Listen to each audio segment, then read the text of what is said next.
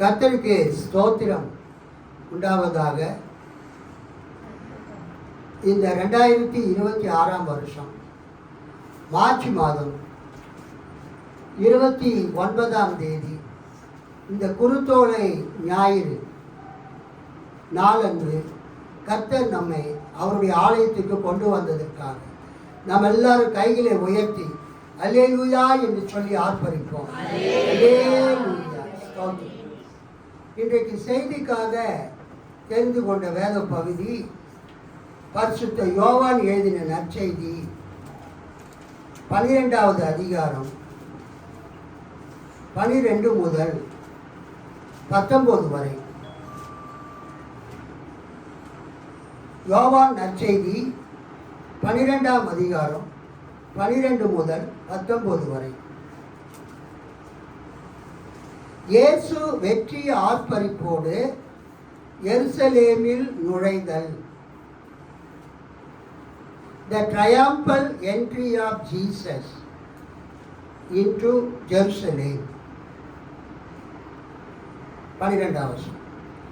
மறுநாள் திருவிழாவுக்கு பெருந்திரளாய் வந்திருந்த மக்கள் இயேசு எருசலேமுக்கு வருகிறார் என்று கேள்வியுற்று குருத்தோலைகளை பிடித்து கொண்டு அவரை எதிர்கொண்டு போய், ஓசன்னா, ஆண்டவரின் பெயரால் வருகிறவர் போற்ற பெருக, இஸ்ரவேலின் அரசர் போற்ற பெருக என்று சொல்லி ஆர்ப்பரித்தார்கள். இயேசு ஒரு கழுதை குட்டியை கண்டு அதன் மேல் ஏறி அமர்ந்தார்.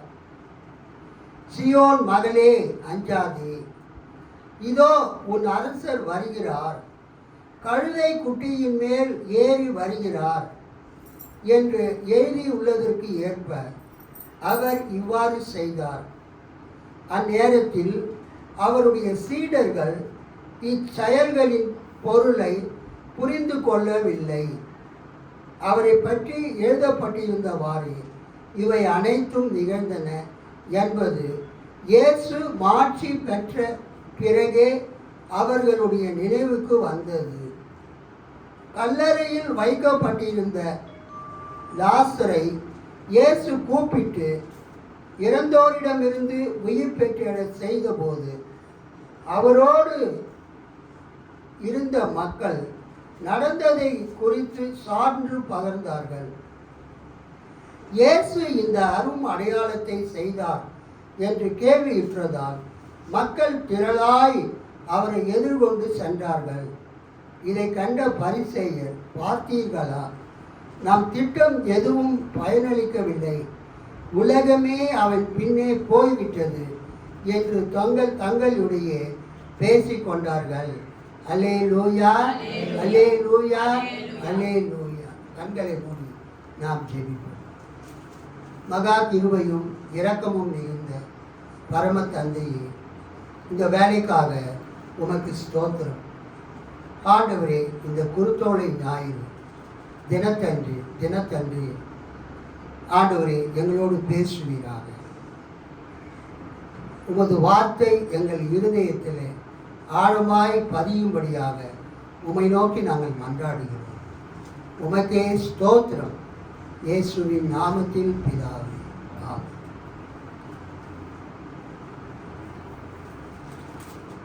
இன்றைக்கு பாம் சண்டே என்று பெயர். இன்றைய நாளுக்கு என்ன பெயர்? பாம் சண்டே, குருத்தோலை ஞாயிறு. ஒரு நாள் நான் ஒரு TLCயில் ஆயராக பணிபுரிந்து ஓய்வு பெற்ற ரெவரண்ட் ஜெகதீஷ் என்கிற ஒரு ஓய்வு பெற்ற ஆயரிடத்தில் நான் பேசிக்கொண்டிருந்தேன். அப்பொழுது அவர் என்னை பார்த்து கேட்டார், இந்த குருத்தோலை ஞாயிறுன்னு சொல்கிறாங்களே, அந்த பேர் ஏன் வந்தது, எப்படி வந்தது என்று தெரியுமா என்று என்னை கேட்டார். 54 வருஷம் TLC சபையில் அவர் ஆயராக பணிபுரிந்தவர். கிட்டத்தட்ட 75 வயசு, அதுக்கு மேலே அதிகம் அவருக்கு வயசு. 75-80 இயர்ஸ் ஆக போகுது. அப்போ நான் சொன்னேன், ஐயா நீங்கள் கேள்வி கேட்டு நான் பதில் சொல்கிறத விட நீங்களே பதில் சொல்லிட்டீங்கன்னா எனக்கு ரொம்ப பிரயோஜனமாக இருக்கும்.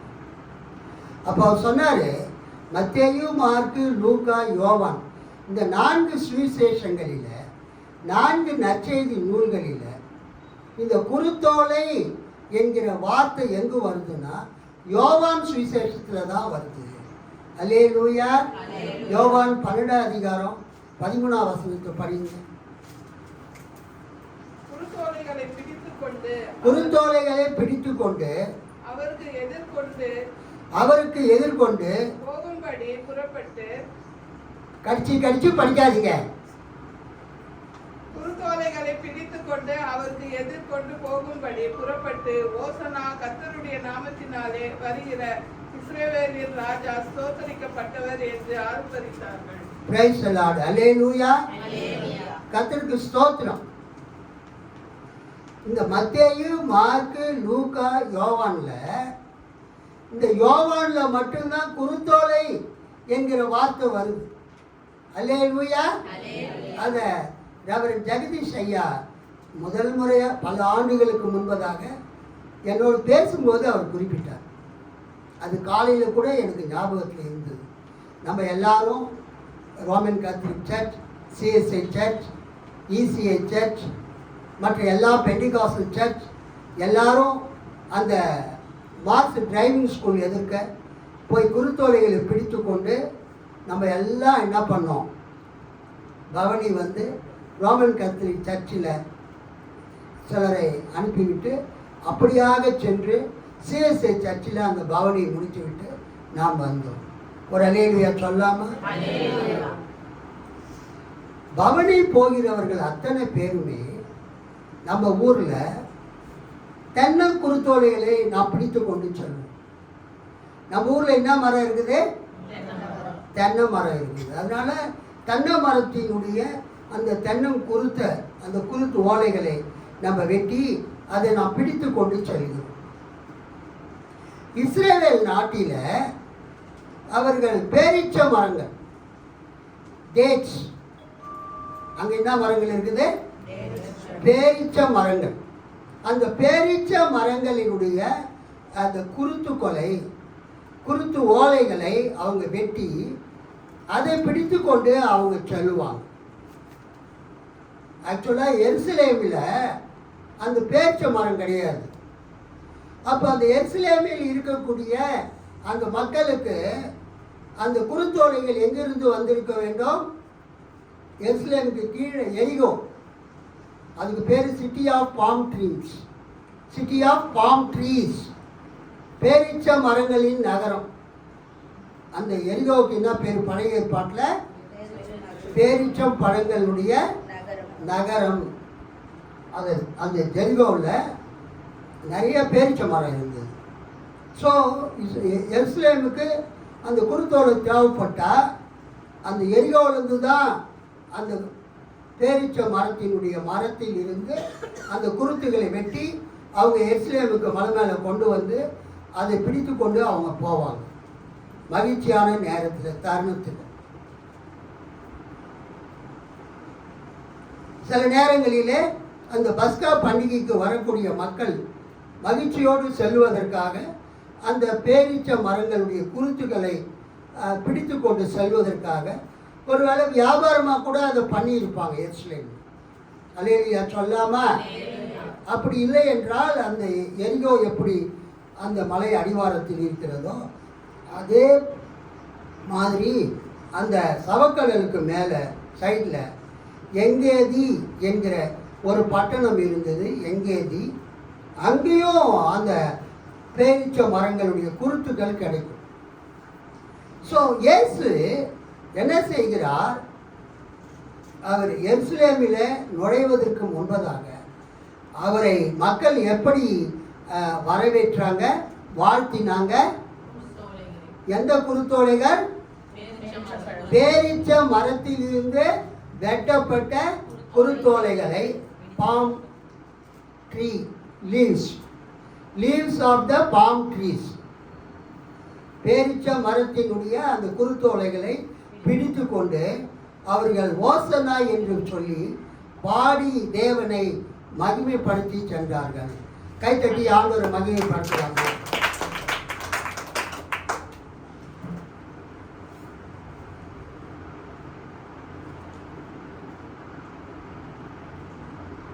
போரில் வெற்றி பெற்று வரக்கூடிய தங்களது அரசரை, போரில் வெற்றி பெற்று வரக்கூடிய போர் வீரர்களை, போருக்கு செல்லாத அந்த நகரத்தில் வசிக்கிற மக்கள், நாட்டு மக்கள், இதை போலவே அந்த பேரீச்ச மரத்தினுடைய அந்த குருத்துக்களை, அந்த பேரீச்ச மரத்தின் கிளைகளை வெட்டி அதை பிடித்து கொண்டு போரில் வெற்றி பெற்று வரக்கூடிய தங்களுடைய அரசரை வரவேற்பார்கள். அல்லேலூயா, அல்லேலூயா. ஸோ இந்த குருத்தோலைகள்லாம் எதுக்கு அவங்க பயன்படுத்துவாங்கன்னா, குருத்தோலைகளை பிடித்து செல்லுவது அது வெற்றியின் அடையாளம். குருத்தோலைகளை பிடித்து கொண்டு செல்வது வெற்றியின் அடையாளம். வெற்றி பெற்றவர்களோடு வரக்கூடியவர்கள் அவங்க வெற்றி பாடல்களை பாடிக்கொண்டு அந்த குருத்தோலைகளை பிடித்து கொண்டு செல்வார்கள். இந்த காலை நேரத்தில் இயேசு கிறிஸ்து மத்தேயு, மார்க்கு, லூக்கா, யோவான் எருசலேமுக்குள் வெற்றி பெற்ற ஒரு அரசரை போல நுழைந்ததை இந்த 4 நற்செய்தியாளர்களும் எழுதியிருக்கிறார்கள். அல்லேலூயா. மத்தேயு 21வது அதிகாரம் 1-11, மார்க்கு 11வது அதிகாரம் 1-11, லூக்கா 19வது அதிகாரம் 28-40, பிளஸ் யோவான் 12வது அதிகாரம் 12-19. இந்த 4 இடங்களிலும் இயேசு ஒரு வெற்றி வேந்தராக, போரில் வெற்றி பெற்ற ஒரு அரசரை போல அவர் சீசர்கள் புடைசூழ, திரளான மக்கள் புடைசூழ அவர் எருசலேமுக்குள் நுழைகிறார். அது ஆங்கிலத்தில் the triumphal entry of Jesus into Jerusalem. triumphal entry என்றால் போரில் வெற்றி பெற்று திரும்பக்கூடிய ஒரு அரசரை போல இயேசு எருசலேமுக்குள் நுழைகிறார். கைத்தட்டி ஆண்டவரை மகிமைப்படுத்தலாமா? உற்சாகமா?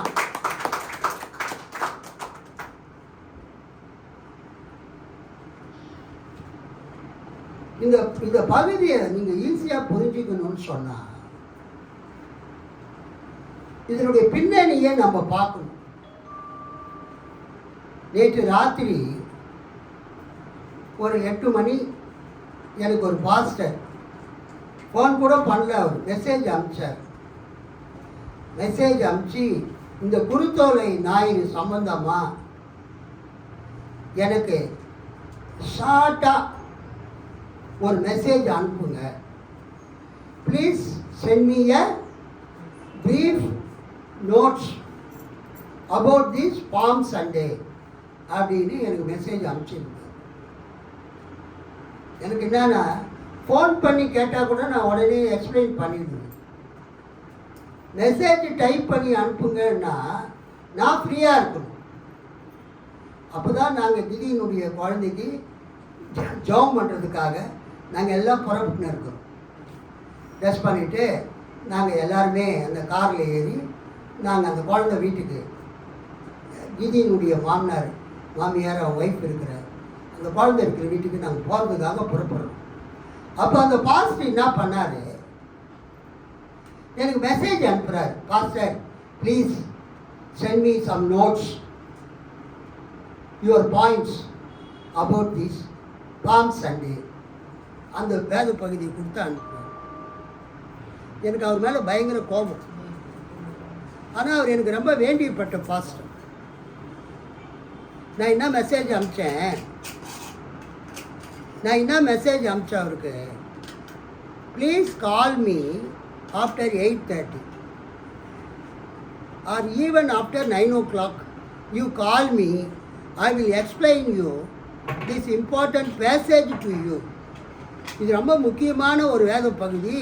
இதை நான் உங்களுக்கு என்ன பண்ணுறேன் சொல்லுங்க, எக்ஸ்பிளைன் பண்ணுறேன் ஃபோனில் அப்படின்னு சொன்னேன்.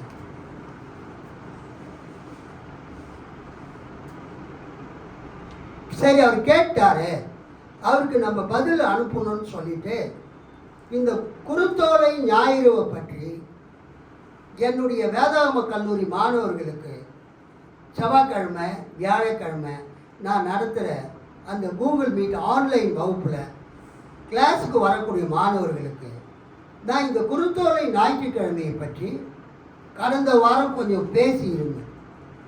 அது மேட்டுப்பாளையத்தில் இருக்கிற விஜயசேகர் என்ற ஐயாவும், குன்றத்தூர் சென்னையில் குன்றத்தூரில் இருக்கிற காமராஜ் என்கிற ஐயாவும் என்னுடைய டீச்சிங்கை பற்றி அவங்க கருத்தூட்டம் எழுதியிருந்தாங்க. கைத்தட்டி ஆண்டவர் மகிமைப்படுத்தலாமா? மேட்டுப்பாளையத்தில் இருக்கிற விஜயசேகரும் குன்றத்தூரில் இருக்கிற காமராஜ் ஐயாவும் நான் அவங்களுக்கு செவ்வாய்க்கிழமையும் வியாழக்கிழமையும் இந்த குருத்தோலை பவனியை பற்றி நடத்தின அந்த டீச்சிங்கை பற்றி 2 பேருமே கமெண்ட் அனுப்பிச்சிருந்தாங்க. ஒருத்தர் வாய்ஸ் மெசேஜ் அனுப்பிச்சிருந்தாரு, ஒருத்தர் டைப் பண்ணி அனுப்பிச்சிருந்தார். ரொம்ப அருமையாக அவங்க அந்த கருத்துட்டத்தை அவங்க அனுப்பிச்சிருக்கிறாங்க. நானே சொன்னேன், fantastic comments, I have never expected from Kamaraj ஐயா அபவுட் திஸ் கிளாஸ் டீச்சிங் அப்படின்னு அவர் அப்ரிஷியேட் பண்ணேன். அதே மாதிரி அந்த விஜயசேகர் மேட்டுப்பாளையத்துக்கும் நான் என்ன பண்ணேன், அப்ரிஷியேட் பண்ணேன். ரொம்ப அருமையான கமெண்ட், ரொம்ப அழகாக அவங்க நோட்ஸை அதை எனக்கு அனுப்பிச்சிருந்தாங்க. அதை அந்த பாஸ்டருக்கு நான் ஃபார்வர்ட் பண்ணேன். அந்த பாஸ்டர் பாண்டிச்சேரிக்கிட்ட இருக்கிறார். அதை அவர் பார்த்துட்டு எனக்கு இதுவே போதும் ஐயா, தேங்க்யூ அப்படின்னு சொல்லிட்டு, அதன் பிறகு அவர் எனக்கு 8:30 மணிக்கும் கால் பண்ணல, 9:30 மணிக்கும் கால் பண்ணல. நான் அவர் கால் பண்ணுவார் அவருக்கு எக்ஸ்பிளைன் பண்ணலான்னு நான் காத்துட்டு இருக்கிறேன். பல நேரங்கள் இப்படி தான் ஊழியக்காரங்க கேள்வி கேட்பாங்க, கொஞ்ச நேரம் பார்த்து கால் பண்ணுங்கன்னா அப்புறம் கால் பண்ணவே மாட்டாங்க. அவங்களுக்கு தெரிஞ்சது ஏதோ சொல்லிட்டு அப்படி போயிடும். ஆனால் இன்னைக்கு இந்த குருத்தோலை ஞாயிற்றுக்கிழமையை பற்றி ஒரு நல்ல ஒரு பேக்ரவுண்டு கொடுக்கணும்னு சொன்னால், நான் போன வாரம் ஆன்லைன் கிளாஸில் எங்கள் மாணவர்களுக்கு நடத்துனதனுடைய சுருக்கத்தை உங்களுக்கு நான் சொல்ல போகிறேன். அல்லேலூயா சொல்லாமா? மத்தேயு 16ஆம் அதிகாரம், மத்தேயு 16வது அதிகாரம். அதில் இயேசு பிலிப்பு சசரியா என்ற இடத்துக்கு வந்தபோது தனது சீஷர்களை பார்த்து கேள்வி கேட்கிறார். மத்தேயு 16வது அதிகாரம் 13 இருந்து அந்த 18ஆம் வசனம் 18 வரைக்கும் போதும். பின்பு இயேசு பிலிப்பு செசரியாவின் திசைகளில் வந்தபோது தம்முடைய சீஷரை நோக்கி, மனுஷகுமாரனாகிய என்னை ஜனங்கள் யார் என்று சொல்லுகிறார்கள் என்று கேட்டார். அதற்கு அவர்கள், சிலர் உம்மை யோவான் ஸ்நானன் என்றும், சிலர் எலியா என்றும், வேறு சிலர் எரேமியா அல்லது தீர்க்கதரிசிகளில் ஒருவர் என்றும் சொல்லுகிறார்கள் என்றார்கள். அப்பொழுது அவர், நீங்கள் என்னை யார் என்று சொல்லுகிறீர்கள் என்று கேட்டார். சீமோன் பேதுரு பிரதியுத்தரமாக, நீர் ஜீவனுள்ள தேவனுடைய குமாரனாகிய கிறிஸ்து என்றான். இயேசு அவனை நோக்கி, யோனாவின் குமாரனாகிய சீமோனே, நீ பாக்கியவான், மாம்சமும் இரத்தமும் இதை உனக்கு வெளிப்படுத்தவில்லை, பரலோகத்தில் இருக்கிற என் பிதா இதை உனக்கு வெளிப்படுத்தினார். மேலும் நான் உனக்கு சொல்லுகிறேன், நீ பேதுருவாய் இருக்கிறாய், இந்த கல்லின் மேல் என் சபையை கட்டுவேன், பாதாளத்தின் வாசல்கள் அதை மேற்கொள்வது இல்லை. அல்லேலூயா சொல்லாமா? சத்தமா அல்லேலூயா சொல்லாமா? 19-20 படிச்சிடலாம். பரலோக ராஜ்யத்தின் திறவுகோல்களை நான் உனக்கு தருவேன், பூலோகத்திலே நீ கட்டுகிறது எதுவோ அது பரலோகத்திலும் கட்டப்பட்டிருக்கும். பூலோகத்திலே நீ கட்டவிழ்ப்பது எதுவோ அது பரலோகத்திலும் கட்டவிழ்க்கப்பட்டிருக்கும் என்றார். அப்பொழுது தாம் கிறிஸ்துவாகிய இயேசு என்று ஒருவருக்கும் சொல்லாதபடிக்கு தம்முடைய சீஷர்களுக்கு கட்டளையிட்டார். அல்லேலூயா, அல்லேலூயா, அல்லேலூயா. இந்த பிலிப்பு செசரியா எங்க இருக்குதுன்னு நீங்க பார்த்தீங்கன்னா, நீங்க வச்சிருக்கிற பைபிள்ல பின்னால மேப் அங்க கொடுத்துருப்பாங்க, வேதாகம வரைபடங்கள். அந்த வரைபடங்கள்ல பலஸ்தீனா தேசம் புதிய ஏற்பாட்டின் காலத்தில், இயேசு கிறிஸ்துவின் காலத்தில் பாலஸ்தீன தேசம் அல்லது பாலஸ்தீன தேசம் புதிய ஏற்பாட்டின் காலத்தில் என்கிற ஒரு மேப் கொடுக்கப்பட்டிருக்கும். அந்த மேப் நீங்க பார்த்தீங்கன்னா, கலிலேயா கடலுக்கு மேல பிலிப்பு செசரியா என்கிற ஒரு பட்டணம் இருக்கும். இருக்கா இல்லையா?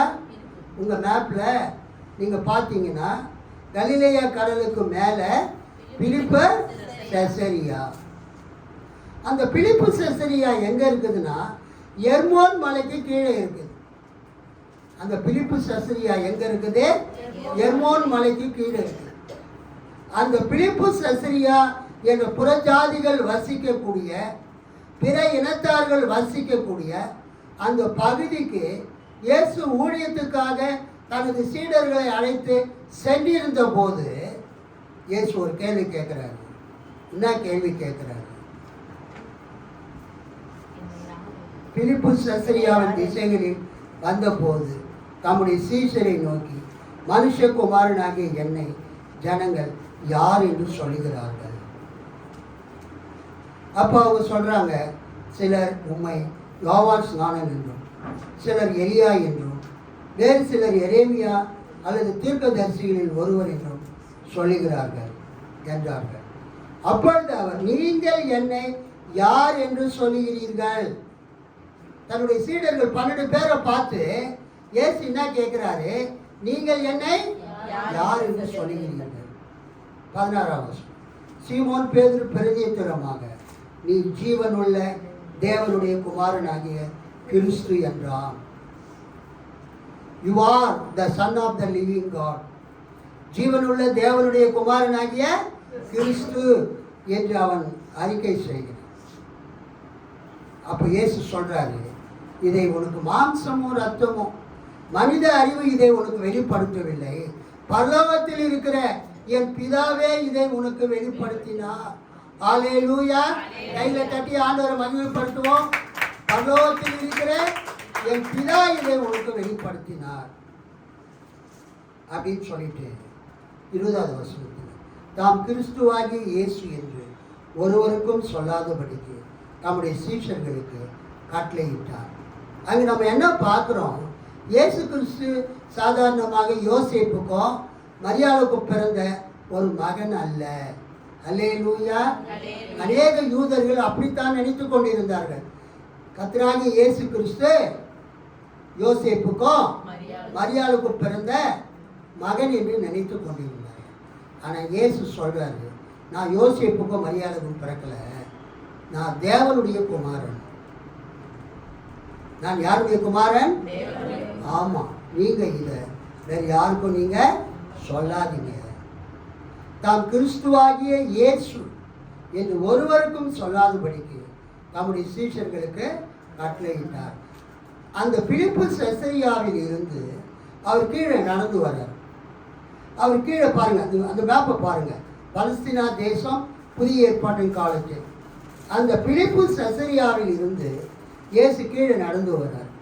கீழே நடந்து வரும்போது நீங்க பார்த்தீங்கன்னா, அந்த கலிலேயாவினுடைய கலிலேயா கடலுக்கு கீழே திபேரியா, நாசரேத்து, அப்புறம் திபேரியா கிட்ட ஒரு மலை, அப்புறம் நாயின் என்கிற ஊர் இருக்கு.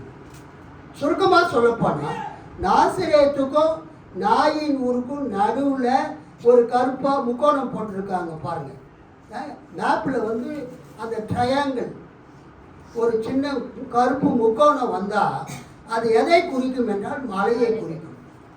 எப்போதுமே புவியியல் பூகோளம் ஜியாகிரபி மேப்பில் அந்த ட்ரையாங்கிள், சாலிடு ட்ரையாங்கிள் எதை குறிக்கும்? மலையை குறிக்கும், மவுண்டனை குறிக்கும். இப்போ அந்த நாசிரேத்துக்கும் நாயினூருக்கும் நடுவில் வரக்கூடிய அந்த மலைக்கு பேர் என்னன்னா தாபோர் மலை. ஒரு அல்லேலூயா சொல்லாமா? என்ன மலை அது? தாபோர் மலை. 17 அதிகாரம் 1ஆம் வசனம், மத்தேயு 17:1. 6 நாளைக்கு பின்பு, அதாவது அந்த பிலிப்பு செசரியாவில் இயேசு கேள்வி கேட்டார் இல்லையா, ஜனங்க என்ன யார் என்று சொல்லுகிறார்கள். அந்த கேள்வி கேட்ட பிறகு 6 நாளைக்கு பிறகு 6 நாளைக்கு பின்பு இயேசு பேதுருவையும் யாக்கோபையும் அவனுடைய சகோதரனாகி யோவானையும் கூட்டிக் கொண்டு தனித்து இருக்கும்படி உயர்ந்த மலையின் மேல் போய், இது தாபோர் மலை, இஸ்ரவேல் தேசத்தில் கலிலேயா மாநிலத்தில் அந்த தெற்கு பகுதியில் நாசரேத்துக்கு கீழே நாயினுக்கு மேலே நடுவில் இருக்கக்கூடிய அந்த மலைக்கு பேர் தாபோர் மலை. அந்த தாபோர் மலையினுடைய உச்சிக்கு போய் இயேசு என்ன பண்ணுறாரு, 3 சீஷரை அழைத்து கொண்டு தனித்திருக்கும்படி உயர்ந்த மலையின் மேல் போய் அவர்களுக்கு முன்பாக மறுரூபமானார். அல்லேலூயா. அந்த தாபோர் மலையில் போய் தன்னுடைய ரூபத்தை அவர்களுக்கு மாற்றி காண்பிக்கிறார். ஒரு அல்லேலூயா சொல்லாமா? மத்தேயு 17ஆம் அதிகாரம் நம்ம என்ன பார்க்குறோம்? அங்கே அவர்கள் முன் அவர் தோற்றம் மாறினார், அவர்களுக்கு முன்பாக மறுரூபமானார். அப்போ என்ன நடந்தது? அவர் முகம் சூரியனை போல பிரகாசித்தது, அவர் வஸ்திரம் வெளிச்சத்தை போல வெண்மையாயிற்று. அப்பொழுது மோசேயும் எலியாவும் அவரோடு பேசுகிறவர்களாக அவர்களுக்கு காணப்பட்டார்கள். அப்பொழுது பேதுரு இயேசுவை நோக்கி, ஆண்டவரே, நாம் இங்கே இருக்கிறது நல்லது. உமக்கு சித்தமானால் இங்கே உமக்கு ஒரு கூடாரமும் மோசேக்கு ஒரு கூடாரமும் எலியாவுக்கு ஒரு கூடாரமாக 3 கூடாரங்களை போடுவோம் என்றான். அவன் பேசுகையில் இதோ ஒளியுள்ள ஒரு மேகம் அவர்கள் மேல் நேரிட்டது. இவர் என்னுடைய நேசகுமாரன், இவரில் பிரியமாய் இருக்கிறேன், இவருக்கு செவி கொடுங்கள் என்று அந்த மேகத்தில் இருந்து ஒரு சத்தம் உண்டாயிற்று. அல்லேலூயா சொல்லுவோம். Praise the Lord. கர்த்தருக்கு ஸ்தோத்திரம். பிலிப்பு செசரியாவில் 16ஆம் அதிகாரத்தில் மத்தேயுல இயேசு கேட்கிறார், ஜனங்கள் என்னை என்னவென்று சொல்கிறார்? அதுக்கு பேதுரு சொல்றாரு, நீ ஜீவனுள்ள தேவனுடைய குமாரனாகிய கிறிஸ்து. இயேசு சொல்றாரு, இதை மாம்சமும் ரத்தமும் இதை உனக்கு வெளிப்படுத்துகிறது, பரலோகத்தில் இருக்கிற என் பிதாவே உனக்கு வெளிப்படுத்துகிறது. நான் மனுஷகுமாரனாகிய கிறிஸ்து என்று யாருக்கும் சொல்ல வேண்டாம் என்று சொல்லிவிட்டார். அதுக்கு அடுத்த அதிகாரம் 17ஆம் அதிகாரத்தில் இயேசு அந்த உயர்ந்த மலையின் மேல் ஏறி அந்த பிலிப்பு செசரியாவில் இருந்து இந்த தாபோர் மலைக்கு வருவதற்கு எத்தனை நாள் ஆச்சுங்க? 6 நாள். பிலிப்பு செசரியா அந்த வடக்கில் இருக்குது, இது கலிலேயா கடலுக்கு கீழே இருக்குது. அந்த பிலிப்பு செசரியாவில் இருந்து இந்த தாபோர் மலைக்கு வருவதற்கு 6 நாட்கள் ஆனது. அல்லேலூயா. அவங்க அந்த காலத்து நடந்து தானே வருவாங்க. அவங்க அந்த மலை மேலே ஏறி இயேசு தன்னுடைய சீஷர்களுக்கு முன்பாக மறுரூபமானார். He transfigured before his disciples, 3 chosen disciples. அவர் முகம் சூரியனை போல பிரகாசித்தது, அவர் வஸ்திரம் வெளிச்சத்தை போல வெண்மையாயிற்று. அவரோடு மோசேயும் எலியாவும் அவரோடு பேசுகிறவர்களாக அவர் காணப்பட்டார்கள். 5 அவர் பேசுகையில் இதோ ஒளியுள்ள ஒரு மேகம் அவர்கள் மேல் நேரிட்டது. இயேசு இருக்கிற இடத்துல, இந்த 3 சீஷர்கள் இருக்கிற இடத்துல ஒரு ஒளியுள்ள மேகம் வானத்திலிருந்து வந்து அவங்க மேலே நேரிட்டது. அந்த மேகத்திலிருந்து ஒரு சத்தம் வந்தது, இவர் என்னுடைய நேசகுமாரன், இவரில் பிரியமாய் இருக்கிறேன், இவருக்கு செவி கொடுங்கள் என்று அந்த மேகத்தில் இருந்து ஒரு சத்தம் உண்டாயிற்று. 9ஆம் வசனம். அவர்கள் மலையிலிருந்து இறங்குகிற போது இயேசு அவர்களை நோக்கி, மனுஷகுமாரன் மரித்தோரில் இருந்து எழுந்திருக்கும் வரைக்கும் இந்த தரிசனத்தை ஒருவருக்கும் சொல்ல வேண்டாம் என்று கட்டளையிட்டார். ஒரு அல்லேலூயா சொல்லாமா? அல்லேலூயா. இயேசு அந்த தாபோர் மலையிலிருந்து அவர் இறங்கி அப்படியே எருசலேமுக்கு போகிறார். அல்லேலூயா. எருசலேமுக்கு போகும்போது கீழே எரிகோ என்கிற ஒரு பட்டணம் வருகிறது. எரிகோ என்கிற ஒரு பட்டணம் வருகிறது. மேப்பை பார்த்தாவே தெரியும். மேலே வந்து பிலிப்பு செசரியா, அதுக்கு கீழே தாபோர் மலை. தாபோர் மலையிலேருந்து எங்கே வர்றார் இயேசு? எரிகோவுக்கு வர்றார். எரிகோவிலிருந்து அவர் என்ன செய்கிறார்? எருசலேம் மலை மேலே ஏறுறார். எருசலேம் மலை மேலே ஏறும்போது அங்கு பெத்தானியா, பெத்பாகே என்கிற கிராமங்களுக்கு வரும்பொழுது தன் சீஷர்களில் 2 பேரை அழைத்து, உங்களுக்கு எதிரே இருக்கக்கூடிய கிராமத்துக்கு போங்க. அல்லேலூயா. 21வது அதிகாரம், மத்தேயு 21வது அதிகாரம் 1லிருந்து படிங்க யாராவது ஒருத்தர். அவர்கள் எருசலேமுக்கு சமீபமாய் சேர்ந்து ஒலிவ மலைக்கு அருகான பெத்பகேக்கு வந்தபோது இயேசுவானவர் சீஷரில் 2 பேரை நோக்கி, உங்களுக்கு எதிரே இருக்கிற கிராமத்துக்கு போங்கள். போன உடனே அங்கே ஒரு கழுதையையும் அதனோடு ஒரு குட்டியையும் கட்டியிருக்க காண்பீர்கள். அவைகளை அவிழ்த்து என்னிடத்தில் கொண்டு வாருங்கள். ஒருவன் உங்களுக்கு ஏதாகிலும் சொன்னால், இவைகள் ஆண்டவருக்கு வேண்டும் என்று சொல்லுங்கள். உடனே அவைகளை அனுப்பி விடுவான் என்று சொல்லி அவர்களை அனுப்பினார்.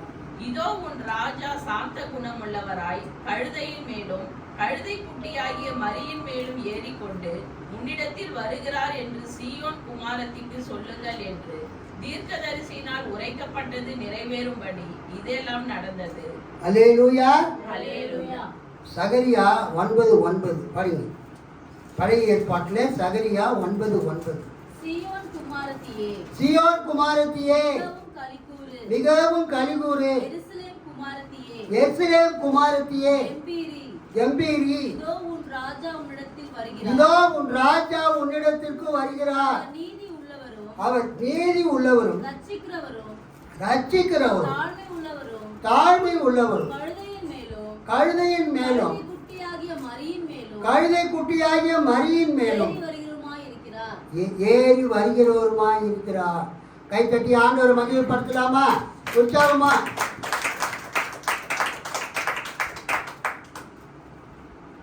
பிலிப்பு செசரியாவில் இயேசு தன் சீசரை பார்த்து கேட்கிறார், என்னை ஜனங்கள் என்னவென்று சொல்லுகிறார்? பேதுரு சொல்றாரு, நீ ஜீவனுள்ள தேவனுடைய குமாரனாகிய கிறிஸ்து. அங்கிருந்து நடந்து அப்படியே கீழே வந்து கலிலேயாவில் நாசரேத்துக்கு கீழே நாயின் ஊருக்கு மேலே இருக்கக்கூடிய தாபோர் மலையில், உயர்ந்த மலையில் 3 சீசர்கள் அழைத்து கொண்டு போய் அவர்களுக்கு முன்பதாக மறுரூபமானார். தனது ரூபத்தை மாற்றுகிறார். He transfigured himself before his disciples. மறுரூபமான உடனே அவர் முகம் சூரியனை போல பிரகாசமாயிற்று. அவர் அணிந்திருந்த வஸ்திரமும் சூரியனை போல பயங்கர வெண்மையான வஸ்திரத்தை போல வெளிச்சத்தை போல வெண்மையாயிற்று.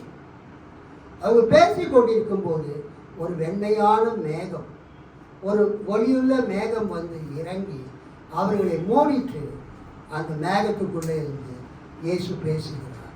அல்லேலூயா. கர்த்தருக்கு ஸ்தோத்திரம். நீங்க பார்த்தீங்கன்னா இயேசு அந்த தாபோர் மலைக்கு அடுத்தது அவர் எருசலேமுக்கு போறார். இயேசுவின் 12 சீஷர்கள், அப்புறம் பல மக்கள் அவரை பின்தொடர்றாங்க.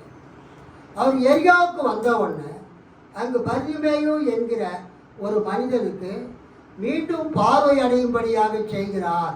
அல்லேலூயா. மறுபடியும் பார்வை அடையும்படியாக செய்கிறார். Bartimaeus he got the eyesight again. ஏற்கனவே அவனுக்கு பார்வை இருந்தது, இடையில பார்வை போய்விட்டது. இயேசுவின் அருளால் அந்த பார்வையை அவன் திரும்ப பெற்றுக்கொண்டான். பெற்றுக்கொண்டு இயேசுவோடு அவன் நடக்க ஆரம்பித்தான். திரளான கூட்டம் வருகிறது. ஃபஸ்ட்டு இயேசு கூட 3 பேர், அப்புறம் மொத்தம் 12 பேர், அப்புறம் திரளான கூட்டம் வருது. எரிகோவில் திரளான கூட்டம் வருது இயேசுவோடு. இவங்க எல்லாமே எங்கே போகிறாங்க? மலை மேலே இருக்கிற எருசலேமுக்கு போகிறாங்க. எரிகோ கீழே இருக்குது, எருசலேமே மலை மேலே இருக்குது. ஒருவேளை இவங்க இயேசுவோடு அவங்க போகும்போது அப்போ இந்த குருத்தோலை கூட கையில் என்ன பண்ணியிருக்கலாம்? எடுத்துட்டு போயிருக்கலாம். அப்போ இயேசு எருசலேமு கிட்ட போன உடனே அங்கு பெத்தானியா, பெத்பகே என்கிற 2 கிராமங்கள் வந்து தன் சீசரை பார்த்து சொல்கிறாரு, உங்களுக்கு எதிரே இருக்கிற கிராமத்துக்கு போங்க. அங்கே மனுஷரில் ஒருவரும் ஒரு காலம் ஏறியிராத ஒரு கழுதையை கட்டி இருக்க காண்பீர்கள். அந்த கழுதையை அவுத்துட்டு வாங்க. அவங்க அவுத்துட்டு வந்த உடனே சீசர்கள் தாங்கள் வைத்திருந்த வஸ்திரங்களை கட்டி அதன் மேல் போட்டார்கள். இன்னும் மற்றவர்கள் தங்கள் வஸ்திரங்களை இயேசு செல்லக்கூடிய தரையிலே விரித்தார்கள். இயேசு அதன் மீது ராஜாவை போல அமர்ந்து அந்த எருசலேமை நோக்கி செல்கிறார். அதாவது ஒருவனும் ஒரு காலமும் அமர்ந்திராத கழுதை என்பது எதை குறிக்கிறது? ஒரு ராஜாவாக பட்டாபிஷேகம் பண்ணும்போது ஒருவரும் ஏறியிராத அந்த கழுதியின் மேலே தான் உட்கார வைப்பாங்க. கைத்தட்டி ஆண்டவரை மகிமைப்படுத்தலாமா? இது நாம் என்ன பார்க்கிறோம்? இயேசு யூதர்களின் அரசராக ஒருவருமே ஏறியிராத அந்த கழுதியின் மீது ஏறி சென்றதை நாம் பார்க்கிறோம். அப்போ முன்னாடப்பாரும் பின்னாடப்பாரும் அவங்க என்ன சொல்லி வாழ்த்து தெரிவிக்கிறாங்க? ஓசன்னா, ஆண்டவரின் பெயரால் வருகிறவர் போற்ற பெருக, இஸ்ரவேலின் அரசர் போற்ற பெருக என்று சங்கீதம் 118 எழுதப்பட்டிருக்கிற சங்கீதம் 118 25 26 சொல்லப்பட்டு வாசிக்க வேணாம், ஏற்கனவே நம்ம வாசிச்சிட்டோம். சங்கீதம் 118 25 26 சொல்லப்பட்டு இருக்கிற அந்த ஓசன்னா, கர்த்தருடைய நாமத்தினால் வருகிறவர் ஸ்தோத்திரிக்கப்பட்டவர், உன்னதத்திலே ஓசன்னா என்று சொல்லி அவர்கள் ஆர்ப்பரித்தார்கள். ஓசன்னா என்றால் எங்களை காப்பாற்றுக, சேவஸ், அல்லது எங்களை விடுதலையாக்கும், டெலிவரஸ், எங்களுக்கு மீட்பு தாரும் என்ற வார்த்தை. பிற்காலத்தில் அதை ஆண்டவரை போற்றக்கூடிய வார்த்தையாக யூதர்கள் பயன்படுத்தினார்கள். சகரியா 9:9 சீயோன் குமாரத்தியே பயப்படாது, இதோ உன் ராஜா வருகிறார், அவர் கழுதையின் மேலும் கழுதை குட்டியாகி மரியின் மேலும் ஏறி வருகிறார் என்ற வசனம் இயேசு கிறிஸ்துவிலே நிறைவேறிற்று. ஸோ இயேசு போகும்போதும் ஜனங்க என்ன பண்ணுறாங்க? அந்த குருத்தோலைகளை பிடித்து கொண்டு இயேசுவை போற்றி துதித்து கொண்டு நடந்தாங்க. இயேசு வர்றதை கேள்விப்பட்ட மக்கள் நகரத்துக்கு உள்ளே இருந்து வந்தோம் இயேசுவை என்ன பண்ணுறாங்க? வரவேற்கிறாங்க. 2 பக்கமும் கூட்டம் பாருங்க. இயேசு பிலிப்பி சசிரியா, அப்புறம் அந்த தாபோர் மலை, அப்புறம் எங்கே இருக்குதுங்க ஜெரிகோ, அங்கேருந்து எருசலேமுக்கு போகும்போதும் திரளான கூட்டம் வருகிறது. அந்த கூட்டமும் குருத்தோர்களை பிடித்து கொண்டு இருக்கிறது. இயேசுவோடு போகிறார்கள். இயேசுவை பாடி துதித்து கொண்டு போகிறார்கள். இயேசு வராருன்னு கேள்விப்பட்டு எருசலேமில் கூடியிருக்கிற மக்களும் வந்து இயேசுவை வரவேற்கிறாங்க. ஒரு ராஜா யுத்தத்தில் வெற்றி பெற்று வரும்போது அந்த நகரத்தின் மக்கள் எப்படி வரவேற்பாங்க? ஓசன்னா, கர்த்தரின் பெயரால் வருகிறவர் ஸ்தோத்திரிக்கப்பட்டவர் என்று சொல்லி வெற்றி பெற்று வரக்கூடிய அரசனை வரவேற்பார். அதே போலவே சகரியா 9:9 சொல்லப்பட்ட தீர்க்க தரிசனம் இயேசுவில் நிறைவேறிற்று. இந்த அருமையான நாளில கூட இந்த குருத்தோலை ஞாயிற்றுக்கிழமையில் இயேசு கிறிஸ்து தன்னை எப்படி வெளிப்படுத்துகிறார்? தேவனுடைய குமாரனாக, இஸ்ரவேலின் அரசராக, கிறிஸ்துவாக தன்னை வெளிப்படுத்துகிறார். இயேசுவை நாம் அறிந்து கொள்வோம். கர்த்தர் உங்களை ஆசீர்வதிப்பாராக. ஆமென்.